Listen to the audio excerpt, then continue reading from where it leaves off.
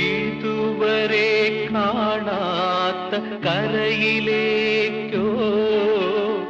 ഇനിയൊരു ജന്മത്തിൻ കടവിലേക്കോ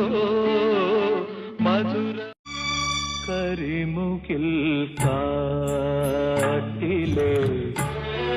രജനി സംഗീട്ടിലെ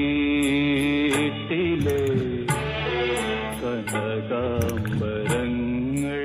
മഞ്ഞലയിൽ മുങ്ങിത്തോത്തി ധനുമാസ ചന്ദ്രിക വന്നു നിന്നെ മാത്രം കണ്ടില്ലല്ലോ നീ മാത്രം വന്നില്ലല്ലോ പ്രേമ കാവ്യപുസ്തകമല്ലോ ജീവിതം ഒരു കാവ്യപുസ്തകമല്ലോ ജീവിതം ഇതിൽ കണക്കെഴുതാൻ